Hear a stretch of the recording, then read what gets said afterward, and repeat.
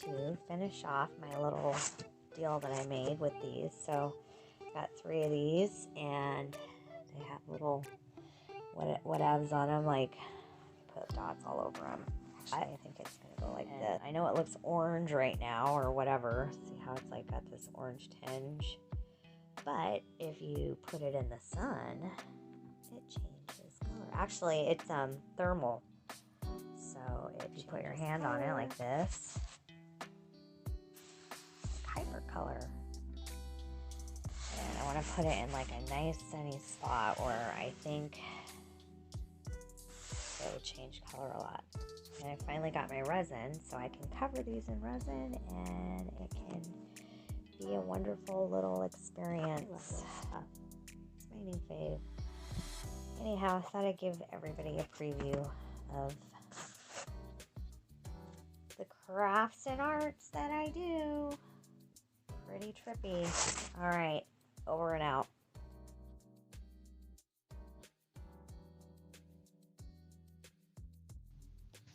So the first thing you want to do is paint your canvas all black, and make sure you cover it thoroughly.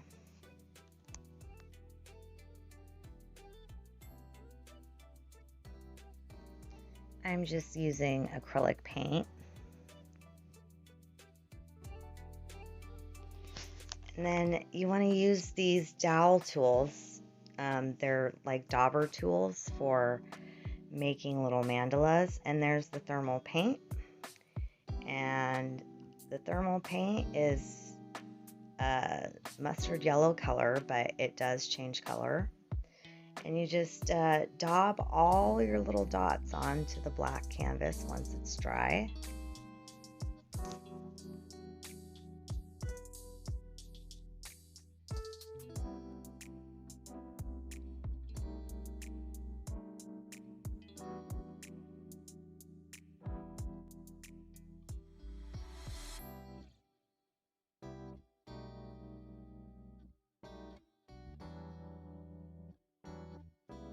As you can see, I have spaced out my dots, making it look like planets and stars.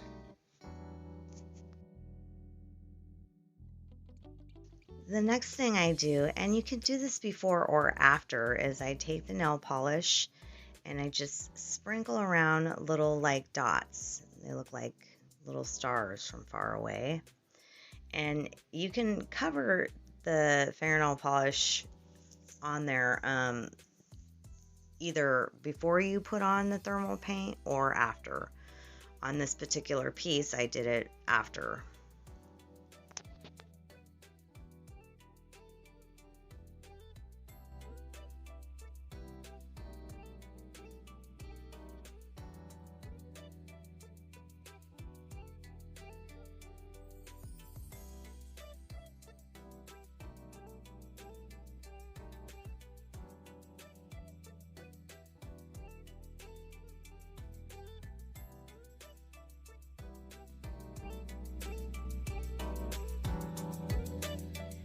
After getting all your dots in place where you want everything, you're going to want to let that dry thoroughly.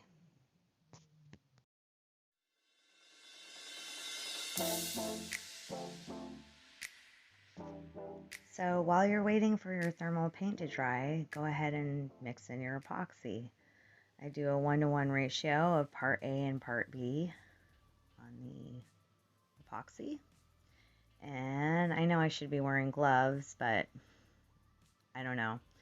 I didn't have any at the time, so it is what it is. I didn't spill any on myself, so it didn't matter. But anyways, you want to make sure your thermal paint's dry and the fingernail polish is dry, and pour on your epoxy.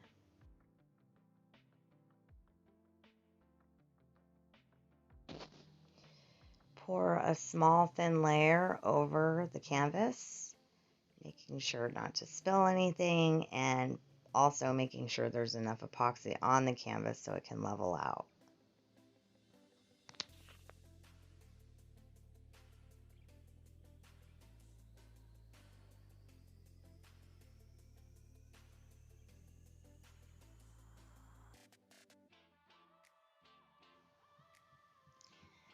Once you get the epoxy on the canvas, just do the sides of it.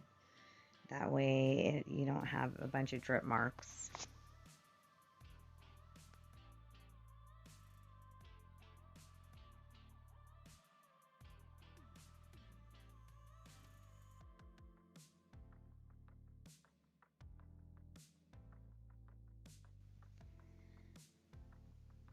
So once you get the sides covered and get it all nice and even, you're going to want to torch it so you can get out any air bubbles.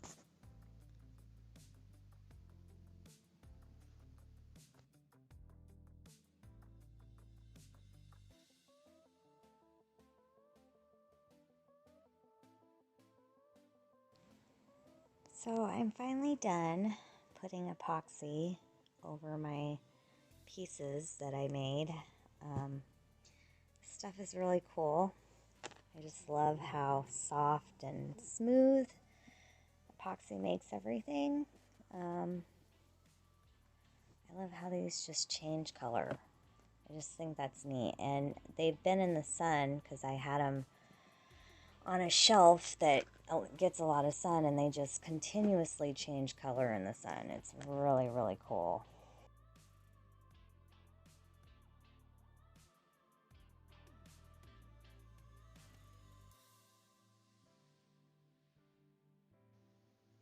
Some of these have a very 3D looking effect to them. So here's one I did for my friend, and it has a purple backdrop to it. This one right here has a multi-glittery backdrop to it with different colors that I used as glitter.